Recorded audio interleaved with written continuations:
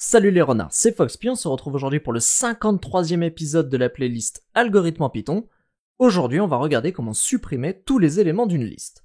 J'ai préparé deux exemples, un exemple où je vais utiliser la méthode clear de Python, et un exemple où je vais réassocier la variable liste à une liste vide. Prenons le premier exemple. Ici, j'ai une liste qui est constituée des éléments 1, 2, 3, 4, 5, 6, 7, 8, 9, 10, et j'affiche ma liste.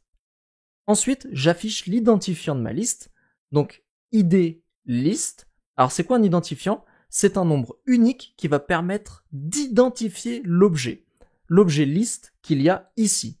Donc si on veut le retrouver, c'est très simple, cet objet-là a un nombre et qui lui est associé, et il n'y a que lui qui est associé à ce nombre. Ensuite, on nettoie la liste, donc on la vide de tous ces éléments, je réaffiche son identifiant, et je réaffiche ma liste. Donc regardons. Là j'ai ma liste 1, 2, 3, 4, 5, 6, 7, 8, 9, 10, les deux identifiants, ils sont identiques, et ma liste a été nettoyée. Donc, dans ce processus, l'identifiant est resté le même. Ensuite, le deuxième exemple, réassocier la variable liste à une liste vide. Donc j'ai encore une liste constituée des éléments 1, 2, 3, 4, 5, 6, 7, 8, 9, 10. J'affiche ma liste, j'affiche son identifiant.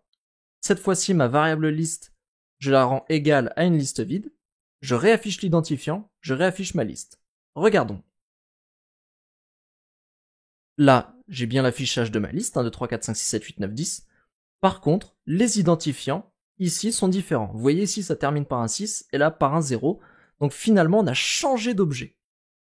Nous, ce qu'on veut dans cet épisode, c'est supprimer tous les éléments d'une liste, mais on veut que la liste garde le même identifiant. C'est pour ça que je vous ai montré ces deux exemples. Il va y avoir cette petite subtilité.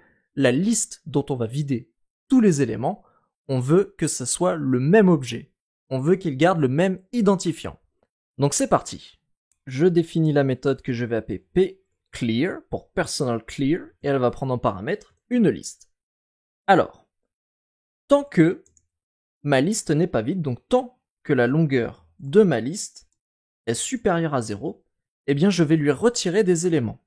Pour ça, on va faire appel à la méthode pop, on va faire list.pop 0. Et pour être sûr de retirer un élément qu'il y a bien dans la liste, à chaque fois on va retirer celui qui a l'indice 0. Donc si ma liste a 10 éléments, on va faire 10 tours de boucle et à chaque fois on va retirer celui à l'indice 0. Donc au tout début, il y a 10 éléments, on enlève le premier. Il y a 9 éléments, on enlève encore le premier. Il y a 8 éléments, on enlève encore le premier. Et ça jusqu'à ce que la liste soit vide. Une fois qu'elle est vide, on peut la renvoyer.